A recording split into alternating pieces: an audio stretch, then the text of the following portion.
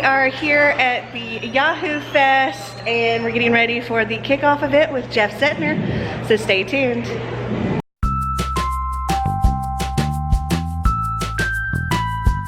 So it is Saturday, September 21st, and that means it's time for Yahoo Fest. I'm so excited. We're getting ready for the kickoff event with Jeff Settner, and it's starting here in just a few minutes. I think it's actually supposed to have already started, but there seems to be another event going on at the college here, so there was, I think, a bit of a delay. So let's go in, get to our seats, and get started.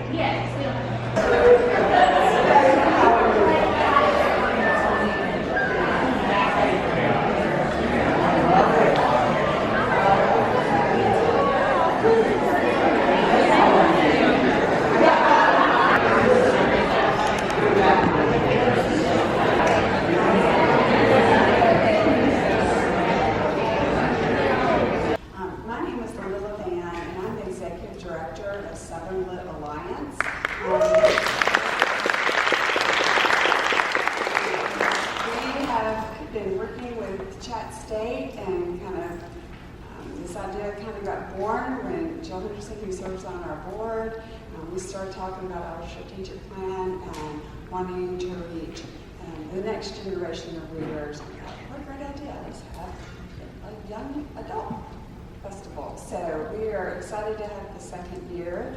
Just a little bit about Southern Lit Alliance, if you're not familiar with us. We are devoted to creating passionate readers and writers. So we believe in the literary arts, not only as an art form, but that it has great benefits that you're getting by reading a book, critical thinking skills, learning about social injustice, really learning more about other cultures. And actually, research shows you're a more empathetic person if you read, because you see things through characters' eyes. So that's why we do what we do. Other things you might be interested in, we do a writing contest, kindergarten through 12th grade every year, called the Young Southern Student Writers Contest, and give awards. Last year we had 4,200 submissions and got about 400 medals. So it's been going on 20 years. It's really popular. We also have a free poetry workshop in the summer for teens, completely free. It's with Christian Collier, who's a local poet. Some of you may have heard of it. He does an awesome job. So those are some special things we're doing for teens. As long as also having other authors come in throughout the year, and then we'll be doing a conference this spring called the Safford Conference, and that is in partnership with the Fellowship of Southern Writers, an honorary writing organization that will be at UTC. So thank you all for coming. So I'll leave this to Joel Henderson, Chat State.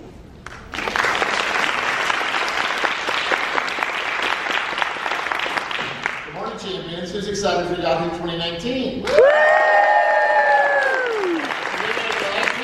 I'm going to do a high kick to get us started. I'm going to pull something so I can decide to hold off at the end of the day to see how it goes, right? So we are super excited that you're here. This is year 2, and this is for you.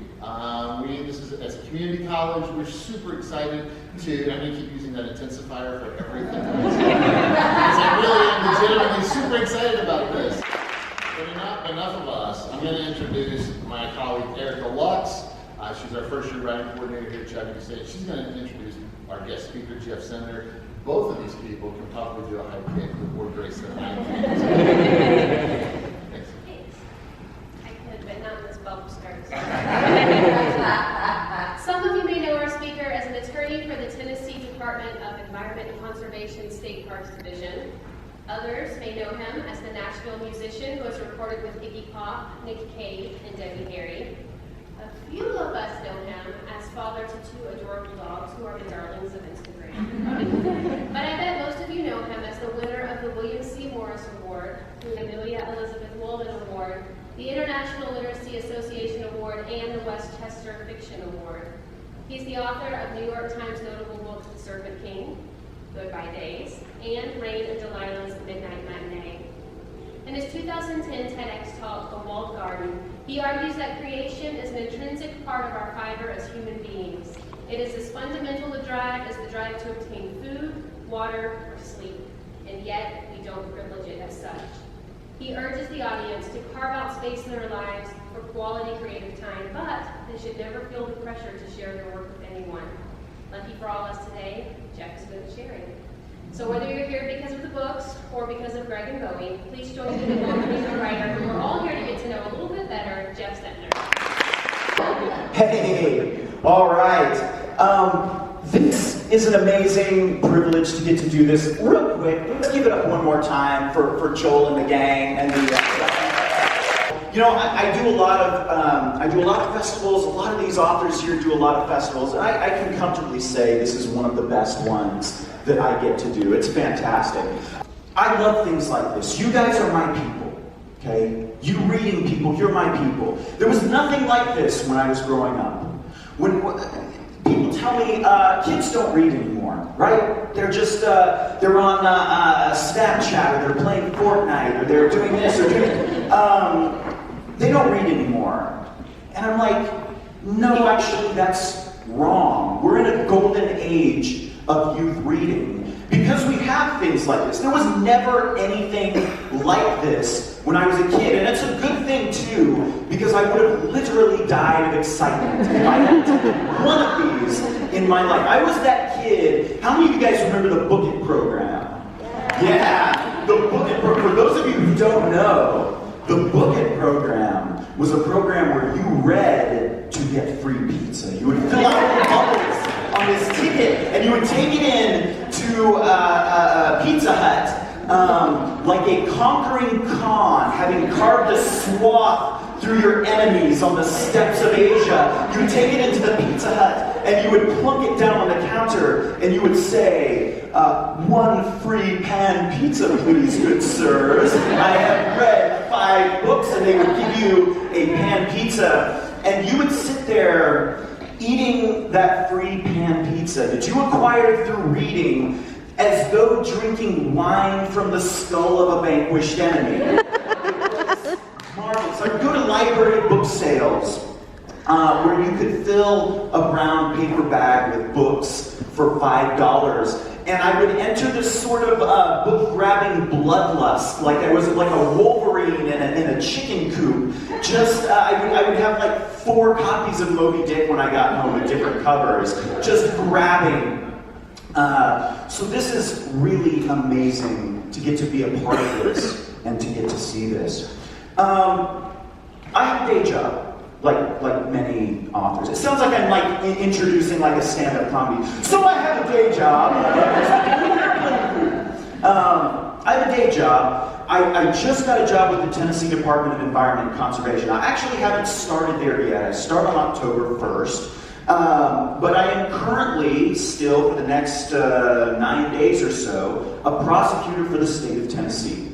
So I protect you guys from murderers and rapists and arsonists and carjackers and whatever else kind of walks in my door. One of the last cases I prosecuted was a guy who right here in Chattanooga actually drove a semi-tractor into stopped traffic, killing 6 people. Okay. So Joel told me, high energy keynote. I'm like, all right, I'm gonna give you a high energy keynote, killing 6 people. I actually had an energy drink before this. Bad idea, guys. Don't buy energy drinks at Aldi, because I'm pretty sure whatever's in that energy drink was purchased by Aldi representatives in a parking lot.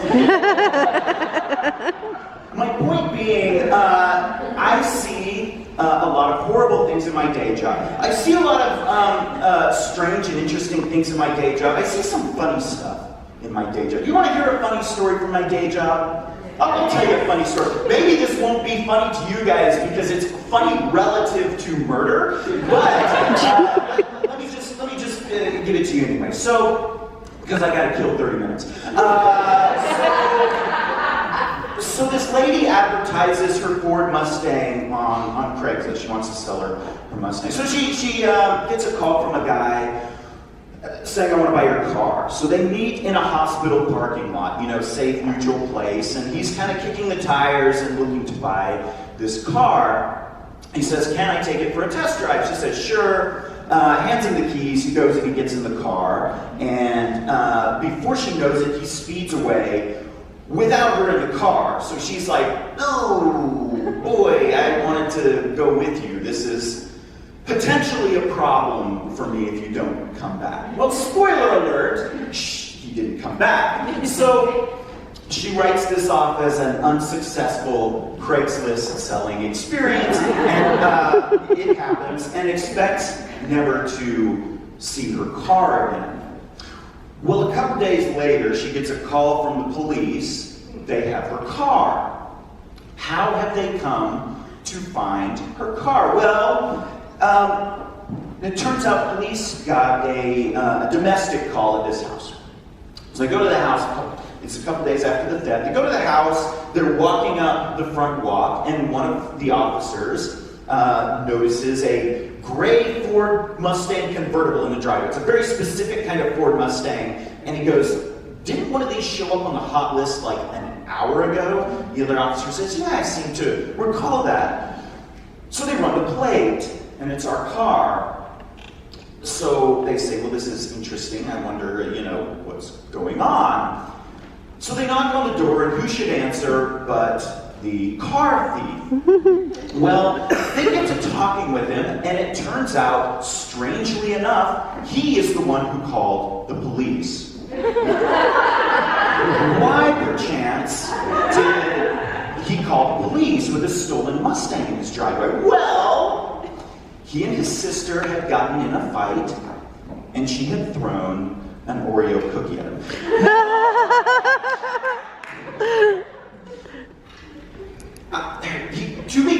To be quite fair to him, he said that this had happened before, and it escalated from there. Okay, to be fair, nevertheless, if it were me, I would have allowed it to escalate a little further.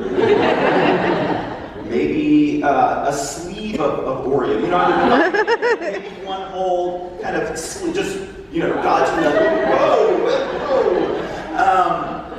I would have maybe even let her throw the box. And if we're being honest, if I'm being honest, and I try to be, I'd let her throw any one of a number of baked goods at me. Call the police with a stolen Mustang in my driveway. Maybe a pie, a scone, multiple scones. That's just me. But so I don't get to deal with many funny cases. But I thought that was a funny case. It's funny relative to murder, right? So why am I talking about my day job at a gathering of book people? Why am I talking about my day job when I'm an author? Well, I'm about to tie it all together. Because here's the thing I see at my day job every day.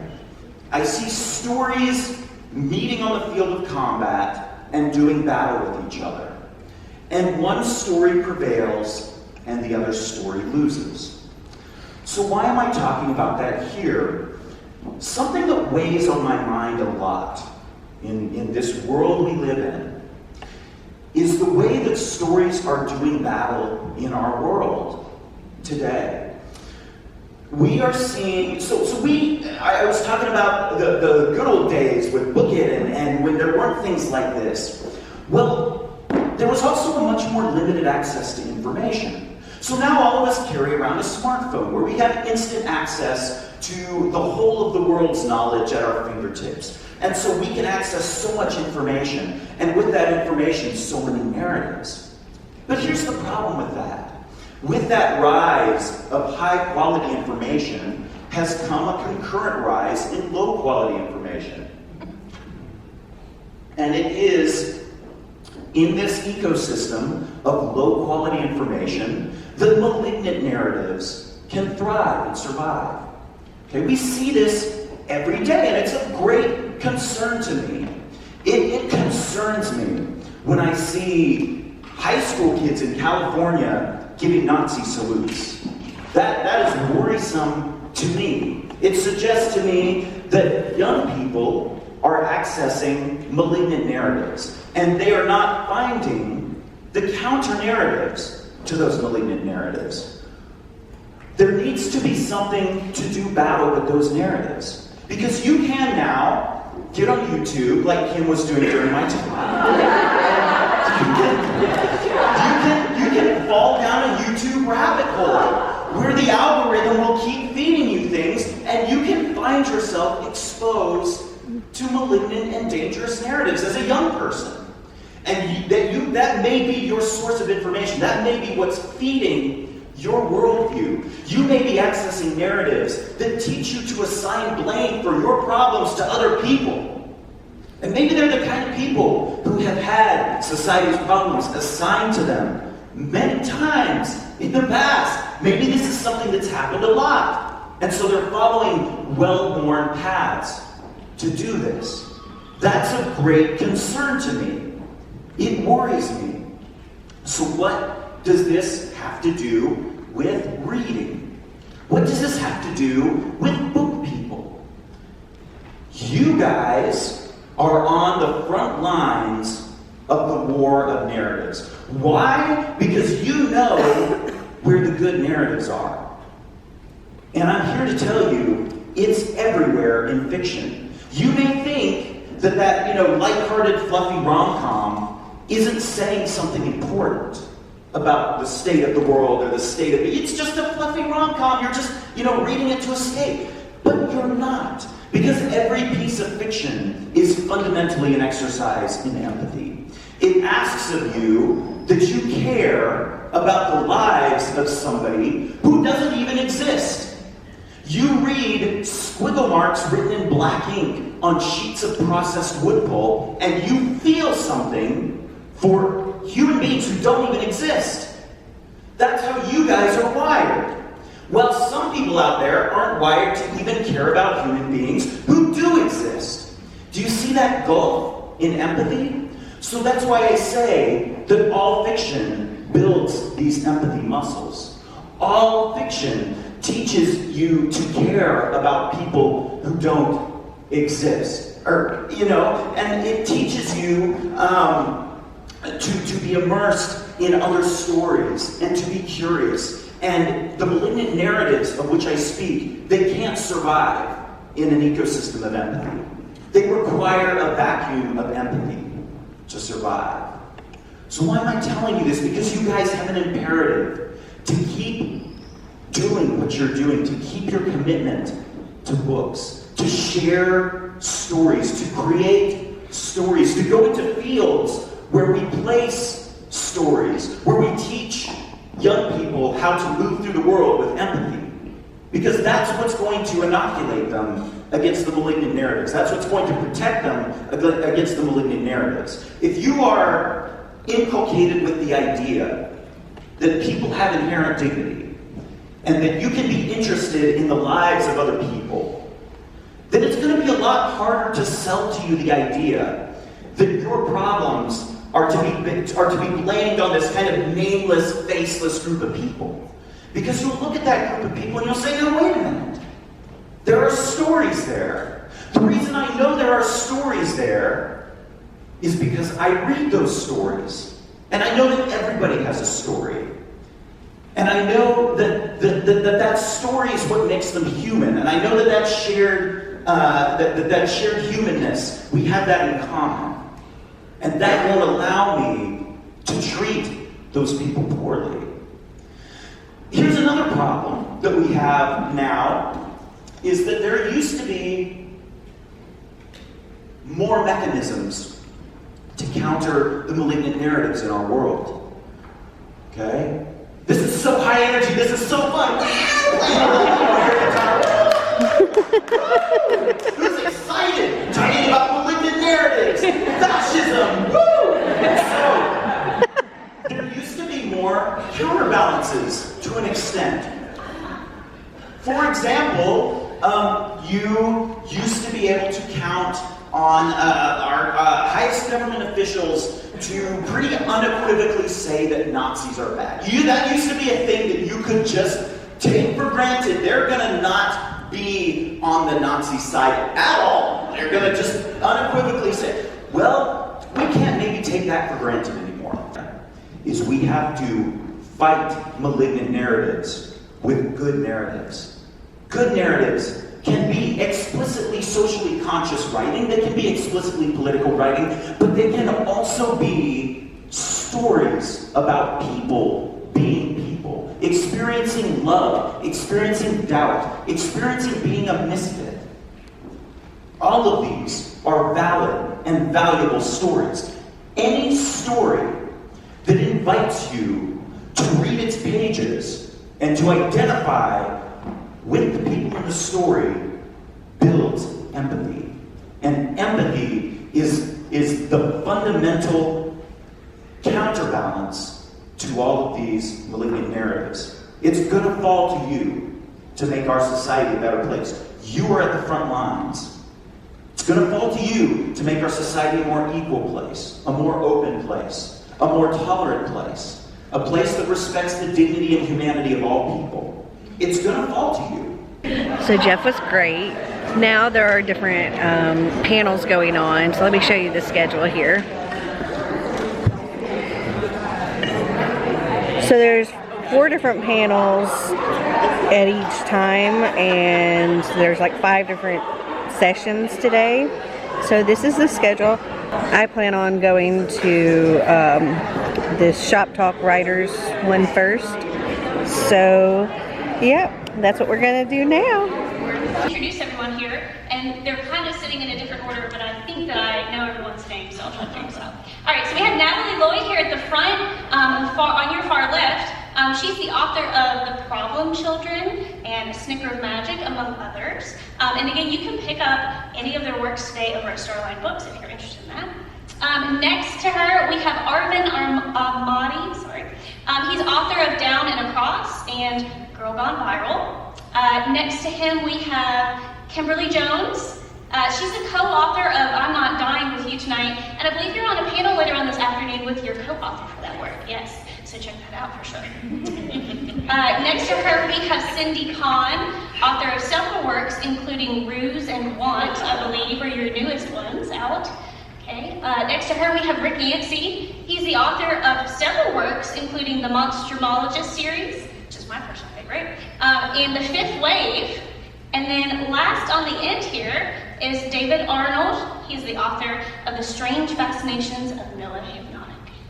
All right, so without further ado, I'm going to hand it over to our authors to get us started. I do have a question to pitch to you to get you started. Do you have any particular place you enjoy writing or find yourself more productive? Here you go. I personally love to write at boba shops. I don't know if you guys know what that is. They call it boba tea. They call it tapioca, or I think pearls, or kind of like little chewy things. And they're from Taiwan. They're not from Taiwan. And so I wrote at Starbucks for my debut, and Starbucks is frigid, and I have to go with like a ski jacket on, and the chairs are uncomfortable and wooden, and it doesn't seem, they don't want you to be there for very long. And boba shops are open till like 1 in the morning. They have food, they have drinks, and bonus, they usually have hashtag cute Asian boys, which I find super inspiring for my stories.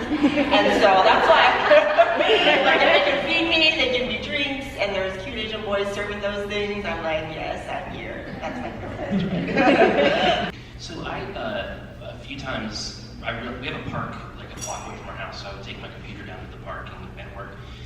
And then there were all these, I noticed one day there were all these squirrels that were like completely unafraid of me, and I noticed they were getting like closer and closer. So then I had this idea for a book called Zombie Squirrels, where squirrels, they die, but then they're reanimated and they're like flying out of everywhere at you, whatever.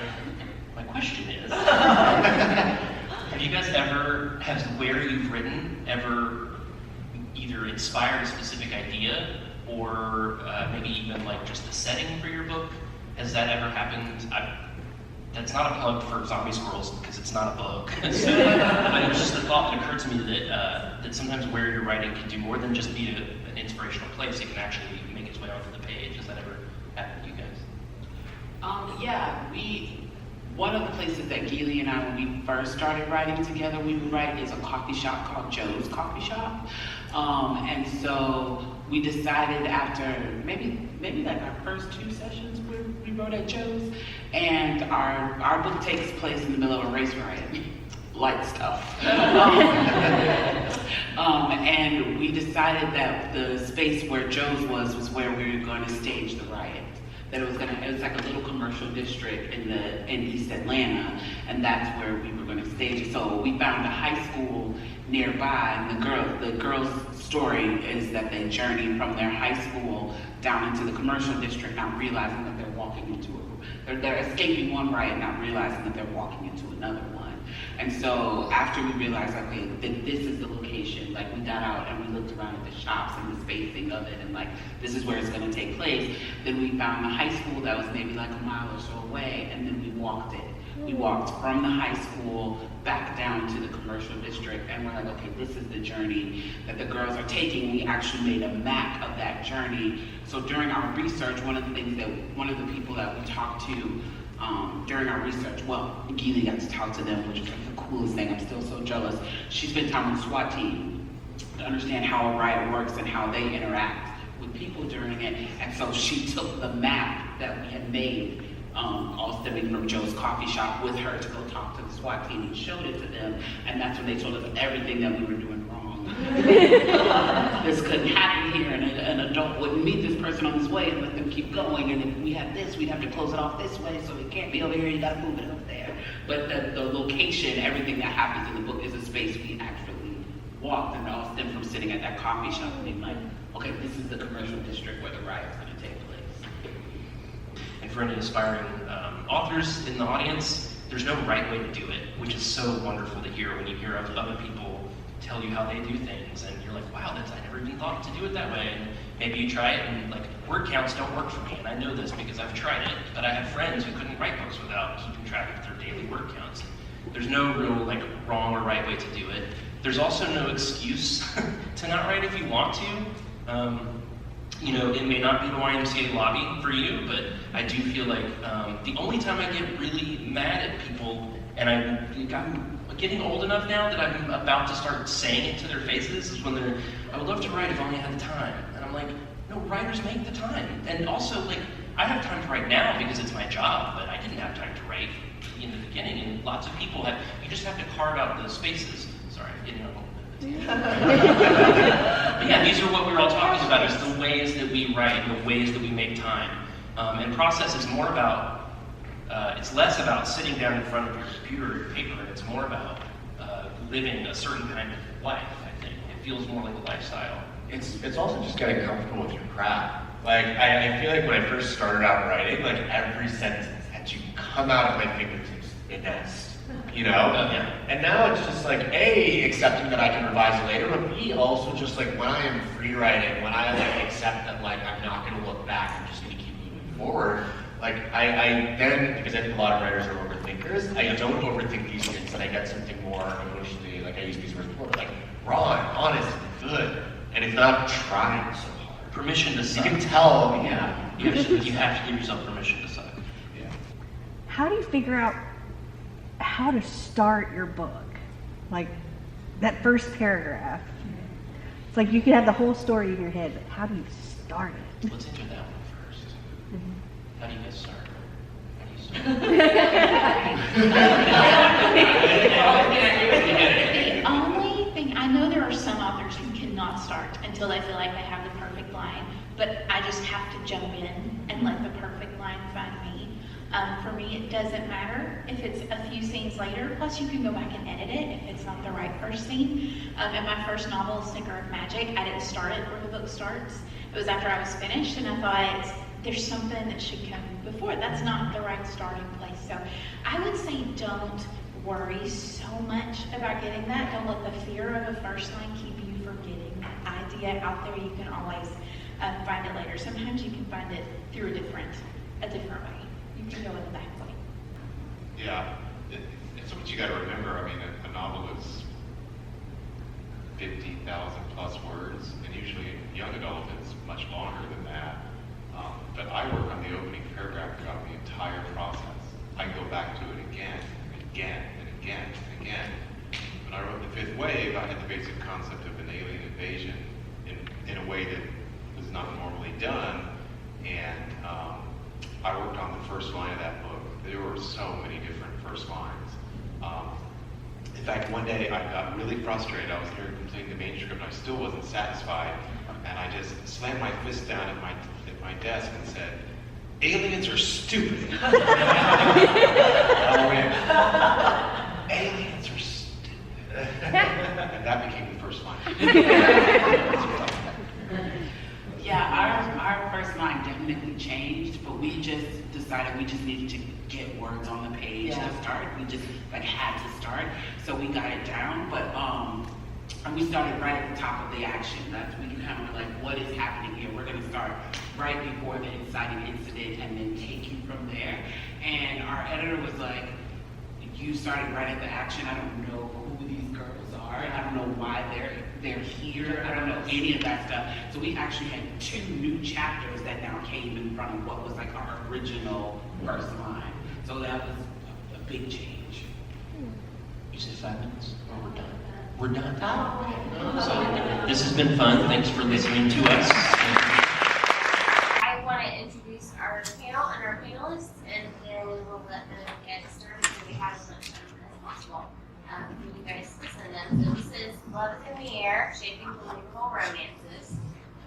Everybody loves a good romance, but what goes into crafting a believable one? These authors are here to reveal their considerations when writing a real love story. So I'm just going to introduce each of the authors in their wave when I say your name. You're not necessarily sitting in order. Sorboni Banerjee is an Emmy Award-winning television news reporter and anchor, and author of the young adult romantic thriller Hide With Me. She spent a decade on the air in Boston before moving to Tampa as a consumer reporter and anchor, where she writes on deadline every day, fueled by caffeine and creativity. Born and raised in Rhode Island, Sorboni spent her childhood reading, writing, drawing, and daydreaming stories. She's the daughter of an Indian physicist who made her a storyteller and showed her the world, a mother from Maine who taught her to love books and save the world, and has a little brother who probably would. Sorboni lives in Florida with her Texan husband, adorable son, and goofy golden doodle. Her novel, Hide With Me, features a young man named Cade and a young woman who goes by Jane Doe, thrown together by Jane's secrets and their common desire to escape. Justin A. Reynolds has been a pest control operator in New York City, a night security guard, a steel mill janitor, an engineering intern at NASA Berlin Research Center, a salesman of high-end faucet fixtures, and a carpet flooring installer. His first job ever. He was most recently a registered nurse, specializing in hematology and oncology, before trading in his stethoscope for a pencil. He likes to think both instruments reveal the heart. He lives in Northeast Ohio, home to snow, Lake Erie, and the Browns. Opposite of Always, his debut novel is a tale that examines the lengths people will go to for love. Jeff Sentner is the author of the New York Times notable book The Serpent King, Goodbye Days, and Rain Delilah's Midnight Matinee. He has won the William C. Morris Award, Amelia Elizabeth Walden Award, International Literacy Association Award, Westchester Fiction Award, and been longlisted for the Carnegie Medal in UKLA, and was a finalist for the Southern Book Prize and Indie's Choice Award. He was selected as a Publishers Weekly Flying Start and Indie Institute's pick. Before becoming a writer, he was a musician who recorded with Iggy Pop, Nick Cave, and Debbie Harry. He lives in Nashville. His most recent book, Rain and Delilah's Midnight Matinee, follows best friends as they make decisions that can impact their friendship and the rest of their lives. Amber Smith, our panel moderator today, is the New York Times best-selling author of the young adult novels The Way I Used to Be, The Last to Let Go, and Something Like Gravity. An advocate for increased awareness of gendered violence as well as LGBTQ equality, she writes in the hope that her books can help to foster change and spark dialogue surrounding these issues. She grew up in Buffalo, New York, and now lives in Charlotte, North Carolina, with a partner and their ever-growing family of rescued dogs and cats. Her most recent book, Something Like Gravity, is about the impact of first love. So I want to ask an initial question so that you can all have a chance to talk, and then we'll let Amber take it away after that. So I just would like for each of you to tell us what makes writing about love in young adult novels fun. I'll say that Jeff in his keynote did an excellent job in kind of giving us a synopsis of like what the current world looks like. And you know, we're so inundated with like how terrible things are and how ugly the world can be. We all know that from firsthand experience. And so like I feel it's a privilege to be able to talk about kind of the other side of those things. And even in, I think all of these stories, they deal with pain on some level, but it's also about like how you can still find love and be loved.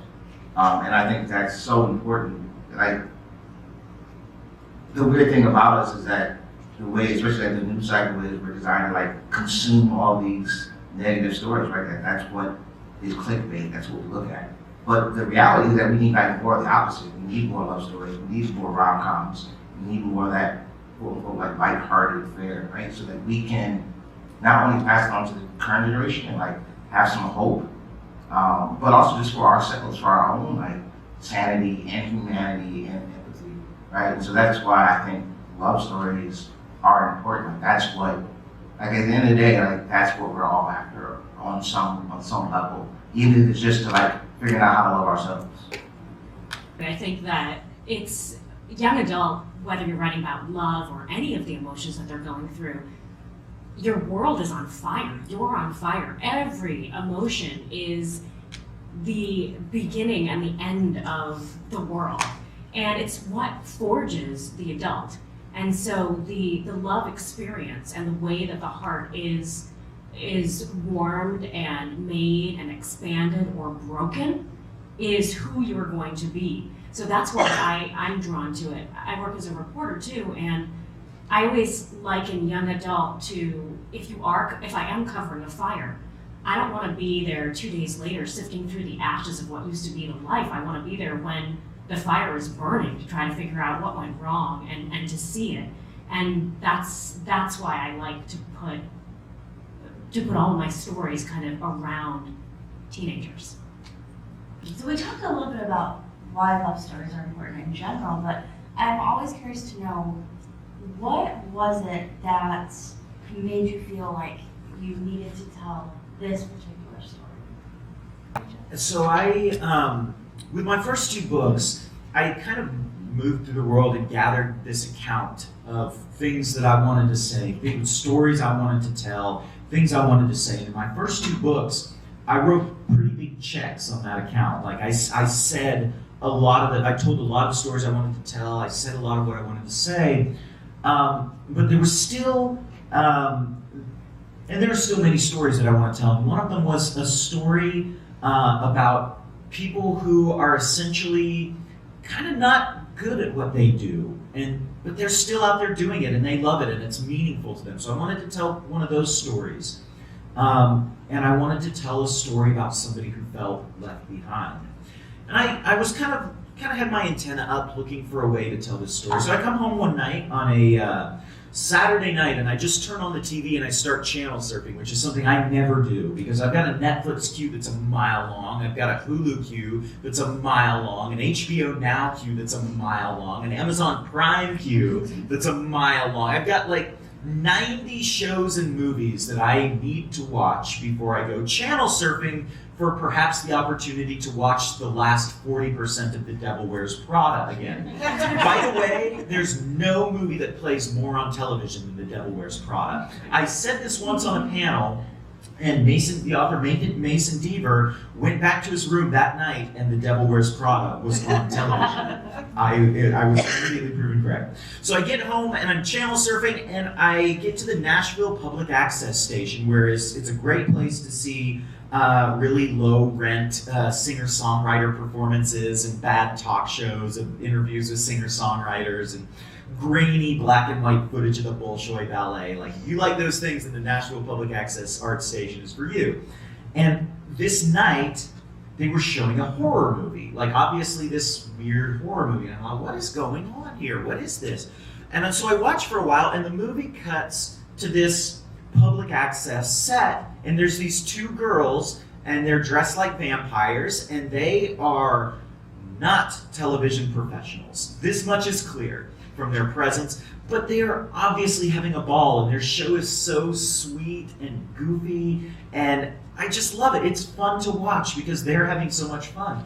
And I looked them up. It's this show called Midnight Mausoleum. It broadcasts out of Ames, Iowa, or something. It's rural Iowa, and here I am in my living room on a Saturday night in Nashville watching these 2 girls do the thing.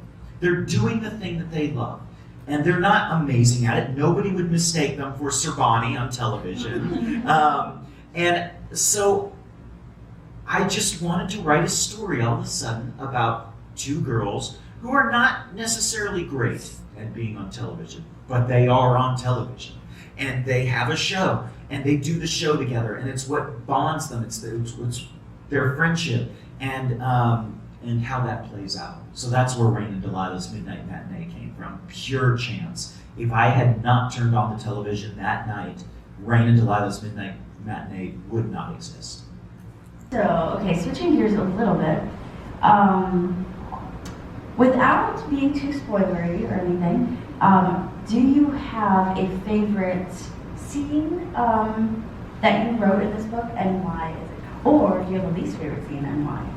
What about you? What were your favorite moments to write and least favorite? So I know I came up with these questions, but I'm like, oh, I don't really have answers.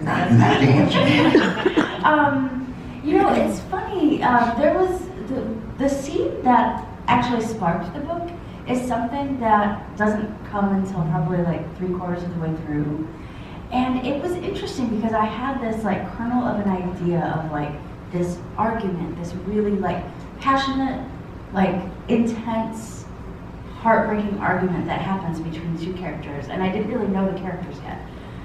And so I sort of started from this point and built the story out. And so it was really cool to see how that original idea stayed but evolved over time as I started to learn more about like what was actually happening in their lives. So I always go back to that one scene, and it's like, wow, that scene sparked this entire book, and it changed. And some things about it stayed the same too. So, yeah, I don't know. It's one of those moments like, did I even think of that scene, or like, I don't know, because it's just it felt like it sort of took on a life of its own. I'm curious if those girls have any idea that they inspired your book. They do. And at first, I tried to contact them to do research for the book, and they were not interested in talking to me. I get the impression they get contacted by a lot of real weird dudes, and I think that maybe I don't present as sufficiently a not weird dude, that I didn't, so they were not into talking to me. Then when the book came out though, they were like, oh, okay, he was really serious, like, and so I sent them copies of the book, and they loved the book, and in fact, they bought up some copies of the book, and the name of the host is Marlena Midnight, and she signed copies of the book, and they sold them on their website. And so fans of the show bought copies. It was this very like Ouroboros serpent eating its tail kind of thing, where people were going on the Midnight Mausoleum site and buying this book, and so yeah, we're kind of friends now, but it took a little while to kind of convince them that I was not a creepy weirdo, you know. And I included some of that in the book, where the girls have to deal with kind of like bizarro, you know, creepy con dudes. They go to this con, and I'm just giving spoilers all over. This is not like a mystery. This is not like an M. Night Shyamalan movie where you're like, hey, he was dead the whole time in Sixth Sense. Wait, hope you've seen Sixth Sense. I did not see Sixth Sense. It's on my list. Is it really? He's dead the whole time. Dude, it's been out. Yeah, it's been out. It's been out. You want to tell me anything how anything else ends while we're having this conversation? Jack dies at the end of Titanic. Done. Donezo. What happens to the ship though? I know. Also, Does it does not. It does not. It does in fact sink. Yeah, so I do actually, I have kind of a friendship with them now. That's cool. Are you going to be on their show anytime soon? We have talked about that. There's a possibility that I might end up doing the show. So I'll have to come up with my costume and my persona. Yeah. What advice would you give for a teenager trying to write like a love story about? Ooh, that's a good one. Did everybody hear that? What advice would we give to a teenager who is writing a love story about teenagers? Did I get that right? Oh. Well, I think one of my big pieces of advice is sort of advice I would give to anyone, which is just like, just trying to find that, that like core of truth, because love stories can be really, really amazing or really, really not great at all. And to me, that tipping point is always like, does it feel like there's an emotional truth to it? It can be fantastical and, wacky, but like, still, is there that core of emotional truth that you can really feel and relate to?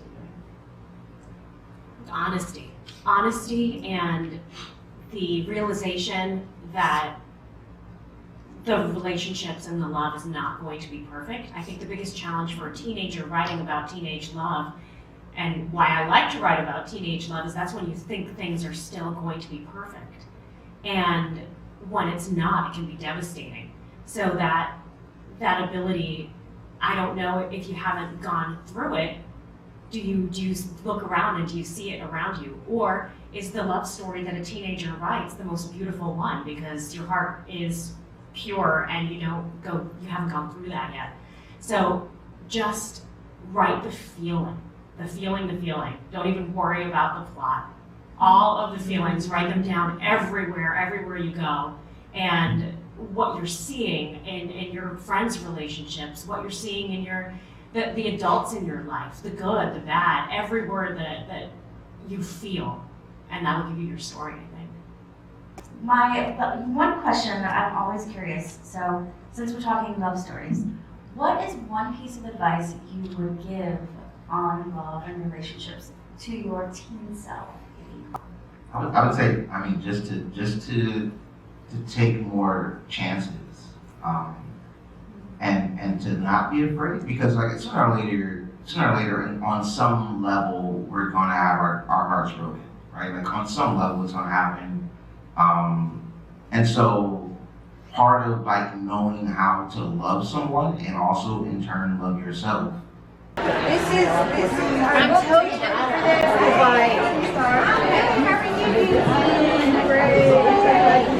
I'm so glad to be here. What can I get you, Sarah?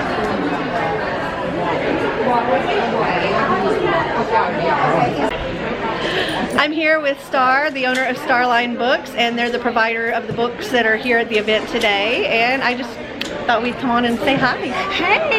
Hey, everybody come down. This is such a great event. And we've got 29 fabulous authors in the house. So come and be literated at the Yahoo Fest. Woohoo!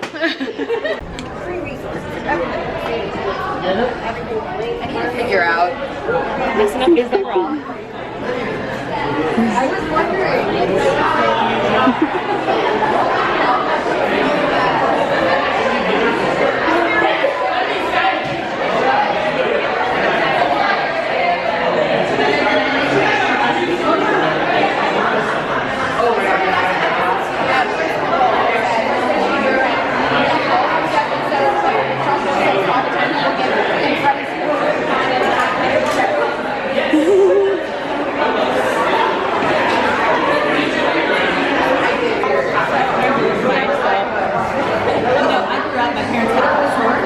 So glad to be here to introduce the humor panel.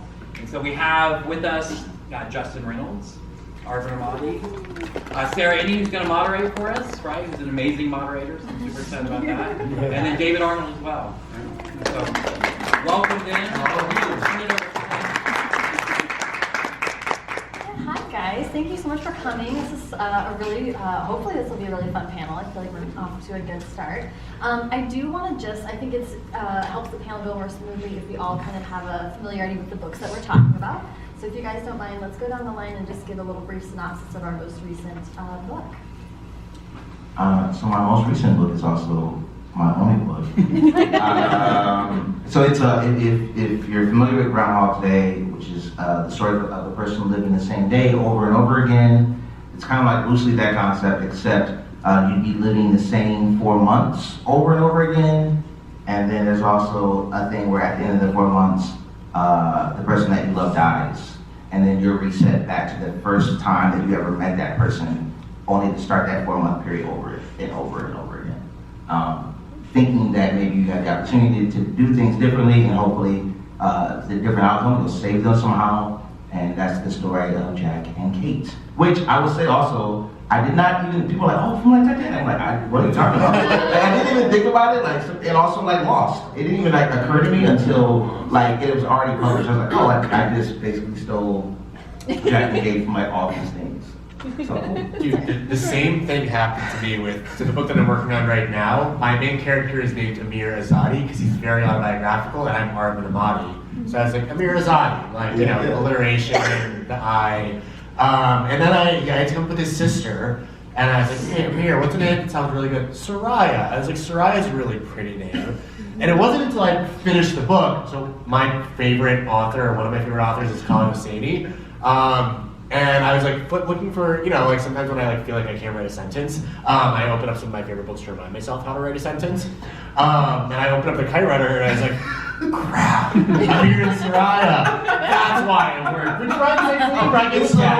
And then like, what's up with Jack? That's exactly what happened. That's exactly what happened. Like, okay. Well, actually, initially it was because there's a character named Jillian in the story, and at first, like, I was like, oh, Jack and Jill, right? So that's what it was kind of a play on it. And he makes like a really corny joke about it when he first meets Jillian. Makes a lot of I love Jack's book, by the way, is my favorite read of the year. And I was like, oh. It's like, if you love Ned Vizzini, you will love. Sorry, this is totally, but like, I can't say enough good things about Justin's book. Let me give you the money there. And it's so funny. but that's, so I was like, Jack and Jill, and then later on I was like, man, what would be like the perfect compliment to Kate? And I guess I was just stealing from people who did it better before. Cool. Or just did it. Or just did it. Thank you, David. I appreciate it. Yeah, your book's a little different. Thanks. A little bit. Anyway, my debut novel is called Down and Across, which is like a runaway story with crossword puzzles. And then an Iranian boy with strict parents, which is why he's running away. And my latest novel is called Girl Gone Viral, which is a little bit like an episode of Black Mirror. It's a near-futuristic virtual reality thriller about a 17-year-old coding girl who enters a contest and goes viral on like the YouTube of VR. But it also involves like potential murder. So, yeah. My book is called Tell Me Everything, and it's about a girl who, 15-year-old girl named Ivy who gets really obsessed with this social media app called Veil, where you can share your artwork anonymously. She gets so wrapped up in love with the artwork that other people are sharing, though, that she really wants to find out who they are to tell them like thank you and do nice things for them. But I think it turns out when people put stuff on the internet anonymously, they want to stay anonymous. So she crosses all kinds of boundaries, and at the same time, she's maybe kind of falling in love with her best friend. Yeah, my latest book. My latest book is The Strange Fascinations of Noah Hypnotic. It's about a kid who's going into his senior year of high school, and he's very bored with his life and frustrated with where he is, and so he kind of gets dragged to like an end of summer party where he gets drunk and he lets this other kid hypnotize him. And when Noah comes out of hypnosis, everyone in his life has something that's like a physical but subtle change. So like his mom has a scar on her face that wasn't there before. His dog, who was like half dead, is now catching frisbees, and Noah's trying to figure out what in the world's going on. Yeah. So this is the Humor in My A panel, and I kind of just want to start by asking you guys if you set out to write funny stories, or does it happen naturally, or how do you feel humor is or isn't an organic part of your process? I'll say, so I'm like, it's no secret, I'm a big rom-com fan. And I always talk about how people always say like, oh, rom-coms are dead now, but it's just that, like before, 10 years ago, all the biggest names, all the biggest celebrities did rom-coms. Like that was what they did, right? And so it was like this golden age of rom-coms that I still love. But I'm also like the person who will watch like really bad rom-coms just because like I like rom-coms. Even when I know like everything's like telegraphed and I know exactly what's gonna happen in that scene, like I still need to watch it.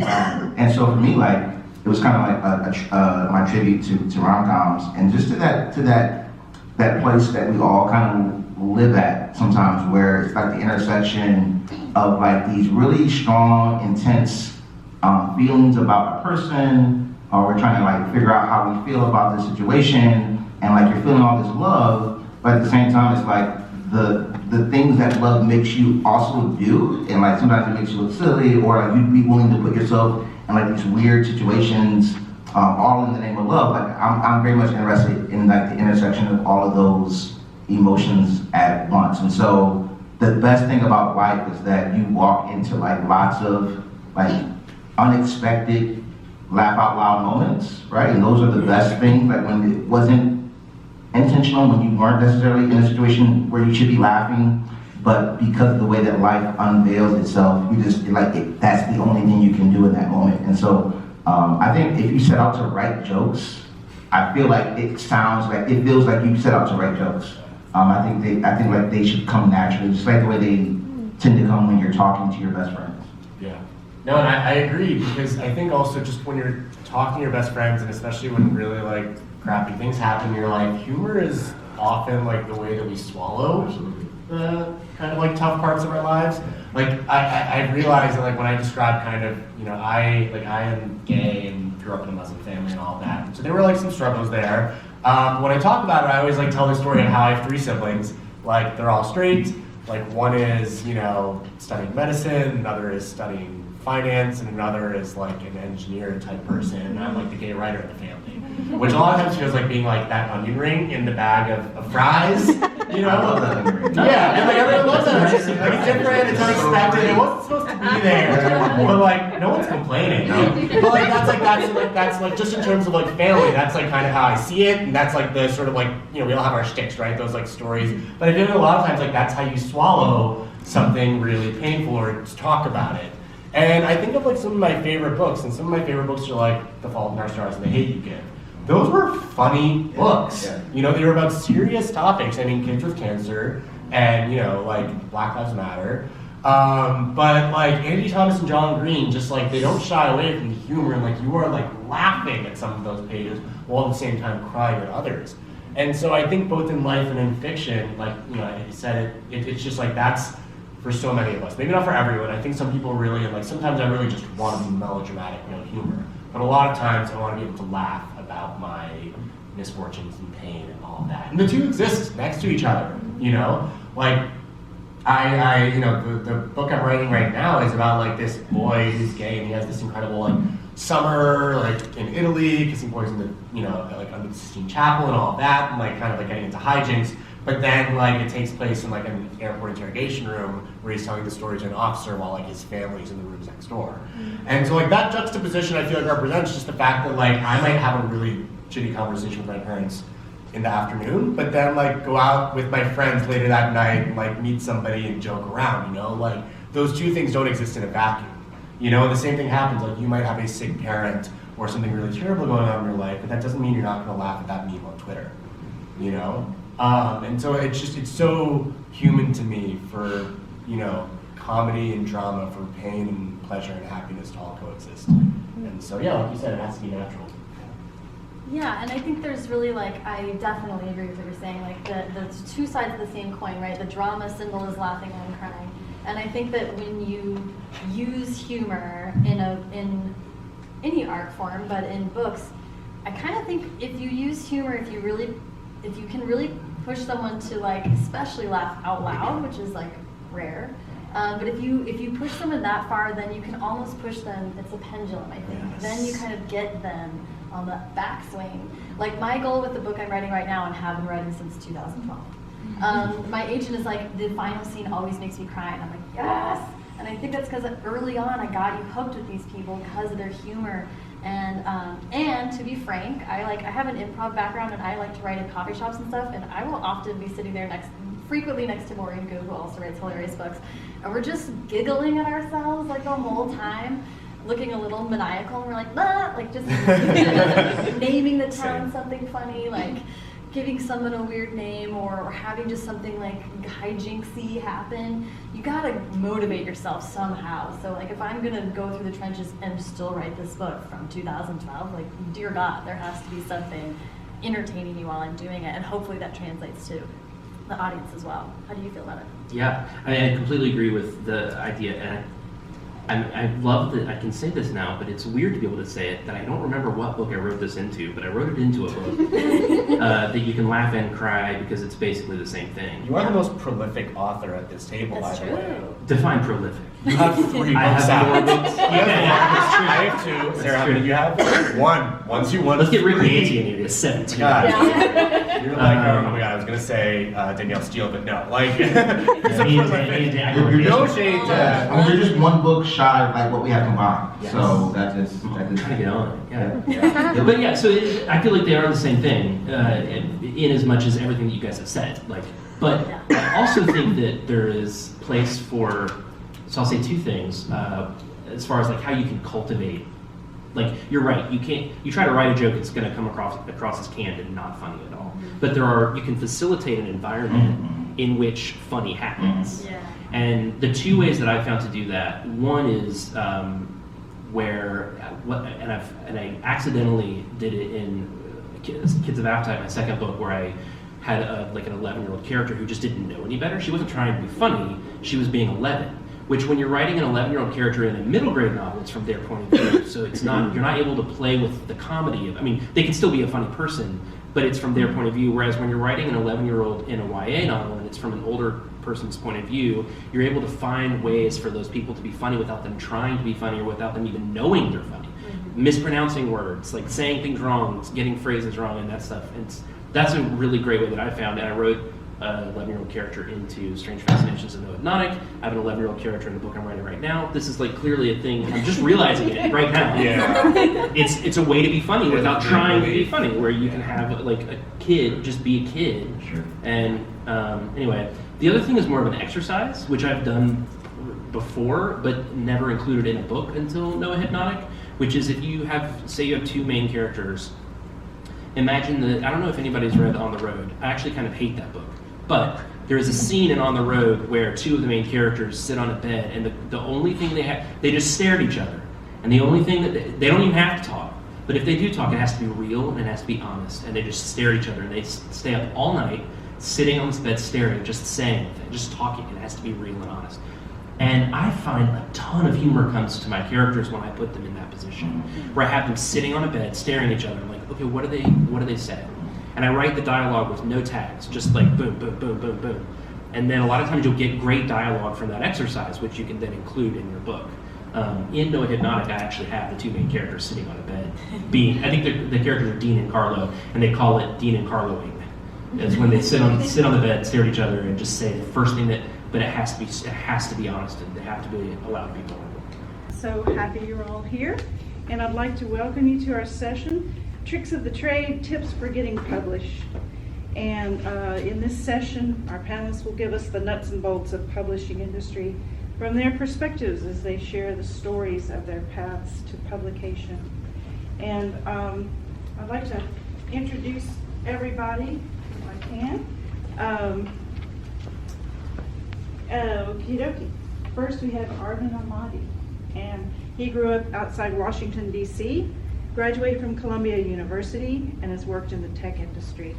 When he's not reading or writing books, he can be found watching late-night talk show interviews and editing Wikipedias.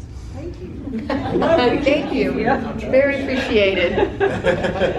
Down and Across is his first novel, followed by Girl Gone Viral. And then next we have Rick Yancey, who's the author of the New York Times bestseller, The Fifth Wave, The Infinite Sea, and several adult and young adult novels. His first young adult novel, The Extraordinary Adventures of Alfred Croft, was a finalist for the Carnegie Medal. In 2010, his novel, The Monstrumologist, received a Michael L. Prins honor, and the sequel, The Curse of the is it Wendigo or Wendigo? Wendigo. And it's even pronounced in there somewhere, and I've still forgot. Anyway, was a finalist for the Los Angeles Times Book Prize. When he isn't writing, Rick loves to travel and spend time with his wife, Sandy, and his golden doodle, Max.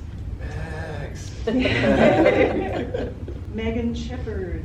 And Megan grew up in her family's independent bookstore in the Blue Ridge Mountains. She's the author of many acclaimed middle grade and young adult novels, including the Madman's Daughter series, the Cage series, The Secret Horses of Briar Hill, and Grim Lovelies.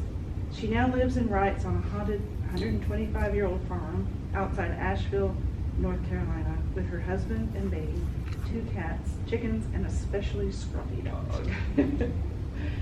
And finally, we have Makia Lucier. Am I saying Lucier correctly? Thank you. Is the author of historical fiction and fantasy for young adults. She grew up on the Pacific island of Guam and has degrees in journalism and library science from the University of Oregon and Wisconsin-Milwaukee. Her debut novel, A Death-Struck Year, explores the Spanish flu pandemic of 1918 and was called a powerful and disturbing reading experience by Publishers Weekly. Her second, Isle of Blood and Stone, was named a Best Fiction for Young Adults pick by the American Library Association.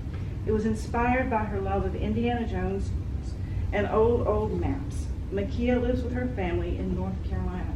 And Makia, you are going to be our moderator today. Sure. I will let you take over. Would you like me to give you 10 minutes for questions at the end? Lovely. Okay, I'll give you a... And can everyone hear me without the microphone, or should I? Yep. Yeah? Good? Okay.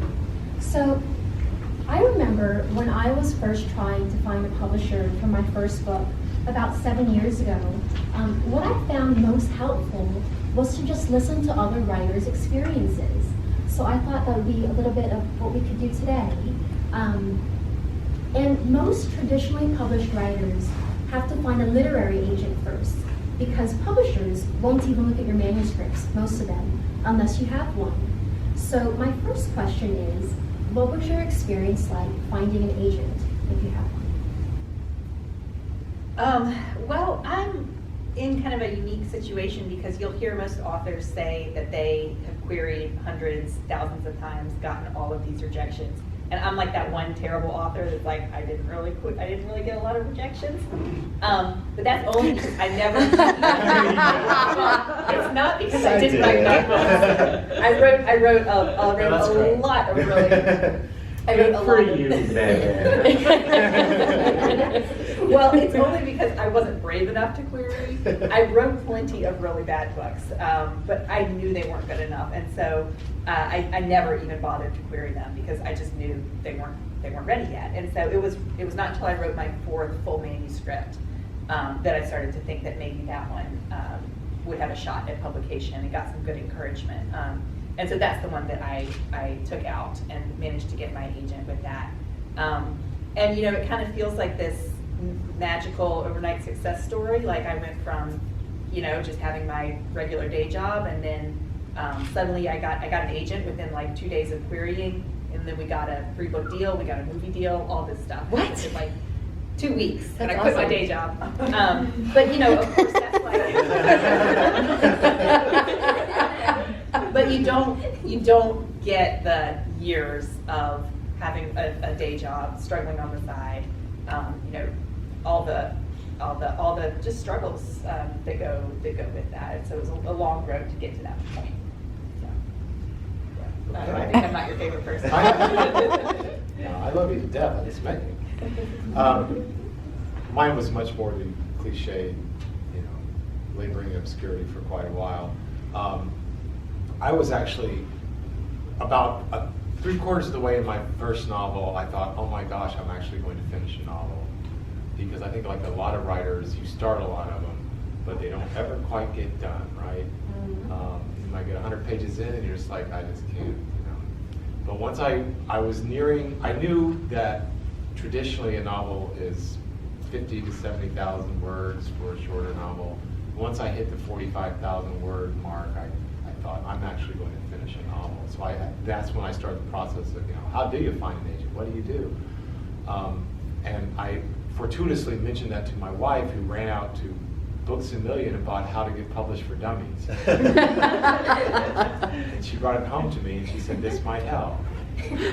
So, and there was a list in there of literary agents who, and this is the thing to remember as an aspiring author, you know, they are desperate for you. Publishers need to publish books, and in order to publish books, they have to have authors that write books. And so they're always looking for that new, fresh voice, and especially in the field of YA. That seems to be, you know, they're always looking for the next hot kid on the block. So be encouraged by that.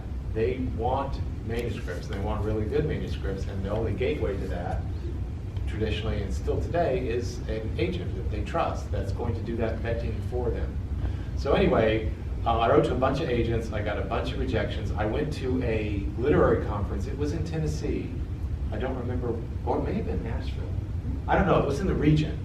And they had a panel with a group of editors at major publishing houses. And there was an editor, he was young, he was real ambitious, and he said, I'm just looking for writers. I don't care if you have an agent yet, I don't care, just send me your manuscript. Send me your manuscript and I promise you, you don't even need to query me, just send me your manuscript. So I'm like, I'm gonna send him my manuscript. So I sent him my manuscript, and literally months passed, and I would check the mailbox and I'd ask my wife, did I get any mail today? This was before, I mean, this was like the dinosaur age. I mean, this is back in the day when you still printed out your manuscript and sent it in. You did not electronically send it. So I kept coming home expecting to see my, a box of my manuscript, or even better, because in that day you always sent return postage because it was precious, or would it be even better, a letter from this editor saying, hey, I love your book and let's publish it. But that never came. Then one day I got a phone call from the assistant to my agent, the same agent I've had for almost 20 years now, who said he had read my manuscript, he loved it, he was passing it on to the boss, and hopefully I would hear something in the next couple of weeks, which I did from his boss saying he would love to represent it, and that's what started my career. The end of my story is that the day that letter arrived, or the day I got that phone call from my agent, the agent's assistant, my wife said, well, I guess I can tell you now. And she went to the bedroom and she got underneath our bed and pulled out a box. And it was my manuscript that I had sent to that editor who had asked to see manuscripts, and it was a rejection. And she said, I knew this would break you, so I did a terrible thing. I didn't tell you when it came. She got home first. She found it literally strapped to our mailbox by the postal character, and she unstrapped it real quick, ran it inside, and hid it underneath our bed. She said, I was going to tell you, I promise, but you still had letters out there, and you were still trying, and I didn't want to crush you. I was afraid this was going to crush you. And I had a tear in my eye, and I said, how dare you? No, I didn't say that. I thanked her. But that was my experience. I think a couple of you already answered this, but if you didn't, how long after you found your agent did it take to find a publisher? Pretty quick, just because I always knew that Down and Across, if I was going to get published, would be my debut, because it was a book about grit, and how ironic would it have been if I gave up on my book about following through and not giving up. Yeah. And it was just so personal in other ways too. And so I had done a lot of revision and a lot of polishing up before I'd even gotten those agent offers and signed with my agent. So she and I worked on it for another month, kind of like, made some final tweaks. She went out on like a Thursday, submitted to publish on a Thursday. We had the first offer the following Monday, my counter offer, which I took the next day. So it was pretty quick, but that's because there was like 3 years of writing and revising and like 12 drafts before that. So mine took forever. Mine took about, right after I found an agent, it took about a year before we received our first offer from a publisher. We sent it out and we had a bunch of no's again, except for one editor, a new editor, who said, hey, this manuscript has potential. If you're willing to read my notes and revise, I'm more than happy to take another look. And she was my dream editor. She was a dream company. And I said, okay, I'd be happy to do that. So I did. I revised. She loved it. She took it to the meetings and they said no, which just broke my heart because I was already planning in my head working with this company. So what we did, Susie and I, is we went back, we revised based on other no's we received in comments. We revised twice, hardcore. And after about a year, I was thinking, this isn't gonna work out. This was just, I should just continue working my day job because this is not gonna happen. I was back home in Oregon. It was Thanksgiving week.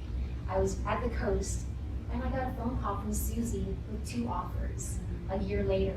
And one of them was from a very nice publisher, but the other one was from Houghton Mifflin Harcourt. And growing up and going to bookstores and seeing Houghton Mifflin Harper, it's everywhere it's Houghton Mifflin Harper. I was just a mess. I was screaming, the dog was screaming, the family was screaming, and so that's when I signed with my, it was worth that year of waiting. So that was fantastic. Okay, so actually, I think it's time for a lightning round, if you guys are in the mood for it. So, I will ask 3 questions, and my fellow panelists will keep their answers short and sweet, please. So, Megan, if you could time travel, when would you go? Ooh. Definitely within the age of modern dentistry. Maybe 20s? I don't know, that might be too far back. I love the 20s though. Okay, yeah. Late 19th century. The 90s. I would say it's middle age. Because that's historical now. Yeah, it is. It's all done. Okay, so name a book or movie that made you cry. I can answer. Rocky IV. Rocky IV made me cry when Apollo. Oh, it's sad. The Little Princess, the movie version, when she's spinning in the snow. She's so hopeful. I can't handle it. I cry even in comedy, something gets to me. Toy Story 3. Yeah. That surprised me. It was one of those surprise cries. Is that the one where he goes to college? Yeah. Okay, yeah, no, that was the year that I was going to college, so like, anything by Colin Sadie and The Fault in Our Stars. Okay, so on a scale of 1 to 10, how strict were your parents? Maybe a 6 or 7. 15. 8 or 9. I would say 4. So, all right then. Nuanced and realistic female protagonists. And in this session, our panelists are all authors skilled in the creation of powerful, complicated, and believable female protagonists. Let's find out more about how they make that happen. So let's see here. Destiny, Saria, spent her childhood playing with sticks in the woods. Yeah, put those books out. Such distinguished careers, I love this part. Forest Bandit, Wayward Orphan, and Fairy Queen. In later years, she ran away to New Zealand for 7 months, where she backpacked across the wilderness, petted fluffy sheep, and gave tours of a haunted prison. Nowadays, she lives and works in the shadow of the mighty Vulcan statue in Birmingham, Alabama. Her first book, Iron Cast, was published in 2016 to critical acclaim. Beneath the Citadel was released in October 2018 and received a star review from School Library Journal. And next we have, let me find you. Okay, nope. Kayla. Hi. Carla Kagan's first book, Piper Parish, received universal praise, was a Barnes & Noble Best Book of the Month in 2017, and was picked as a Spirit of Texas High School Reading Program 2018 selection. Her second book, Art Boss, was called An Engaging Portrait of the Artist as a Young Woman by Kirkus Review. Her plays have been published by Applause Books and Smith & Krause. She has also contributed comics and essays to assorted collections, including Girl Crush Zine, Womanthology, and Unite and Take Over, stories inspired by the Smiths. She's a member of SCBWI and lives with her funny husband and ridiculous chihuahua. And I want to see a picture. And next is, bear with me. Is this Emily Henry? Yes. Yes. Hi, Emily. Emily Henry writes stories about love and family for both teens and adults. She studied creative writing at Hope College and the New York Center for Art and Media Studies, and now spends most of her time in Cincinnati, Ohio, and the part of Kentucky just beneath it. Her collaboration with Brittany Cavallaro, Hello Girls, came out on August 2019. She is a full-time writer, proofreader, and donut connoisseur. And last but not least, Olivia Cole is an author and blogger from Louisville, Kentucky. She is the author of the new adult series Panther in the Hive and a young adult series including books Conspiracy of Stars and An Anatomy of Beasts. Her essays have been published at Bitch Media, Real Simple, the LA Times, HuffPost, Teen Vogue, and others. Olivia is the creator and curator of the all-women science fiction-themed art show, Kindred. She teaches creative writing at the Kentucky Governor's School for the Arts. And Olivia, you are a moderator? Yes. Like, wait, what? Melanie and I were talking about this as we were walking in. We were kind of talking about girl panels and how so often it's like, you know, strong female characters. And this panel is not that, as we realized as we looked at the title. But it is something that happens a lot. And I don't know if you guys on being on panels, you kind of get pegged for this also, like strong female characters. And like, what does that mean? You know, we don't really have panels about how to write strong male characters because they're kind of assumed to be strong. So so it's kind of, you know, a toss-up because we obviously want to write girls that are strong, and they're often still portrayed as not in many things. So it is important. But then there's also this kind of, when writing strong characters, they are often cast as what Kayla was, you know, telling me in an email about how like they're often unlikable. You know, like, well, are these characters likable when they're goal-oriented and all these things? And why is there so much pressure for female characters to be considered strong or likable or, you know, what have you? So I think that's like a good way to kick it off is, you know, like, do you feel like that's changing? What have you been up against as far as having characters? Have you had editors or readers push back? Are they likable? And is that something that you consider to do well? Yeah. I will say I'm a great editor and agent, otherwise I wouldn't be working with them. So I haven't had any problems with them being like, are they likable? But I agree with you that, I mean, you don't ever hear the phrase an unlikable male character. Right? I find lots of male characters unlikable, and yet nobody seems to care about that. Yeah. It's also celebrated sometimes. Yeah. Like, oh yeah, definitely. Mm-hmm. For me though, when I write female characters, it's really just about making them real. And like the truth is that sometimes women aren't likable, and sometimes women are likable, and sometimes we're strong, sometimes we're weak. Sometimes we're logical, sometimes we're emotional. Normally it's all of those things crammed into one, depending on the situation, just like normal humans. Yeah. So for me, that's what it's about. Normal human stuff. Yeah, right. Panel open. Okay, goodbye. I feel, so I'm lucky, same with my agent and editor, that we don't have a problem with kind of goal-oriented, focused. My whole thing is I will almost never write female characters that they have weaknesses, they have vulnerabilities, but I don't want that to be their guiding force unless they are doing that to rise over some kind of obstacle to become stronger.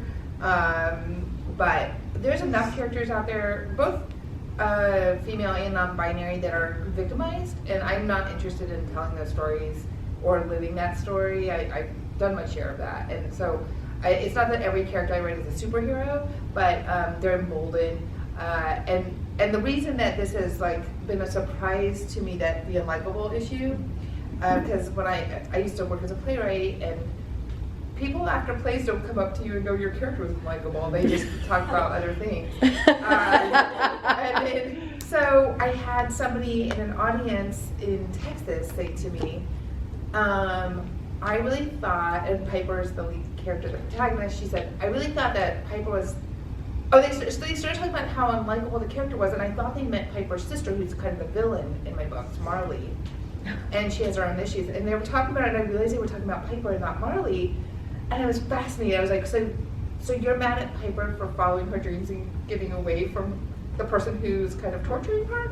This is more about you. Yeah. But it's fascinating. And weirdly, I don't think Piper and I are the same people. First of all, she's very tall, and I'm jealous of that. But, you get, it's like wish fulfillment. But I was like, so because she's trying to do something for herself, you're mad that she's not being considerate of the people around her when they're not necessarily being considerate of her life. Mm-hmm. And I found it fascinating and eye-opening.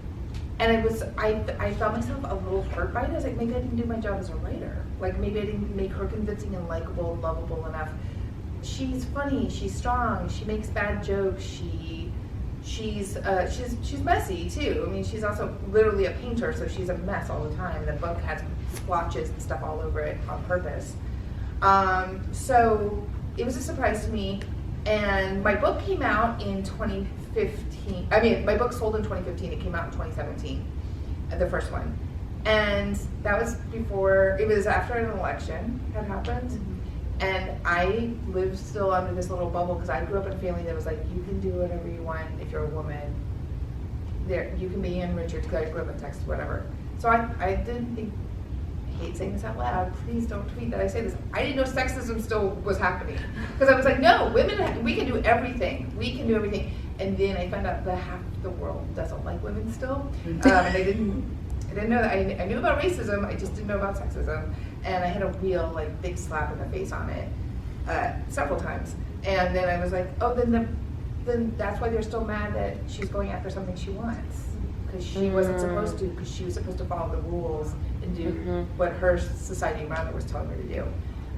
So I had to work that out a little bit. So now I don't think she's unlikable at all, but when people will still occasionally say, well, I think she was bratty. She went for what she wanted. What does that even mean? Yeah. I think that's a lot. But now I just listen more. I just go, so when she, like, what would she have done that wouldn't be bratty? And the first thing they say, well, she would have been nicer. Okay. This is getting into Sorry. We Yeah, can't. okay, yeah. I'm saying that's like that's a circular argument where it's like she could have been nicer. How could she could have been nicer? She could have been less bratty. Yeah, nicer. Right. And but I need them to hear their own argument that I'm making, and I need to hear it too because I need to go. How does your brain function? How does it see it this way? And now I'm gonna get real revengeful on my next character. Watch out, you know, or whatever. But I'm always really surprised. Whenever I finish reading a book that I love, the first thing I do afterward is go read the top Goodreads reviews. I want to see what other people thought about it, and I am so often floored by how many people found the main character unlikable. And first of all, I will say I don't think I need the main character to be likable if there's enough else in the book to keep me going. It's like I need a compelling story with tension. I need beautiful writing. I need something to hold on to. It doesn't have to be a likable character. It can just be an interesting character. But still, I'm often surprised how I feel about a book and then seeing this is not how the average reviewer seems to have responded to this character. And a lot of times I see it around the decision making. It's like this person made mistakes, and to me it's that's exactly what I want to read. I want to read people making mistakes. I don't want to see something where somebody's just doing the right thing over and over again. I want to see someone change, I want to see someone grow, and I want to read about the messy parts of life. And I enjoy being in that space of conflict and tension in the story. But a lot of times it's some of my favorite people who are favorite YA writers right now who are publishing, I see a common thread of their main characters make bad decisions. And I don't really have a problem with following someone who makes bad decisions in a book. So as you can tell, I'm back home, and as you may be able to tell from the change of clothes and the paint speckled face, after I got back to the house from the book festival, I actually changed and went to the old house and started doing some painting that needed to get done. But I'm back at home. It's late at night. I am tired, but I wanted to come on here and wrap up this video real quick. I hope you guys enjoyed this video. I had so much fun at Yahoo Fest, and I cannot wait for next year. I hope to see so many more faces there. It was so cool this year. It was an awesome experience, and I plan on going every single year from now on. But I hope you guys enjoyed this video. If you did, give me a big thumbs up. If you'd like to see more videos like this, click that subscribe button down below. And until next time, remember to always be completely you.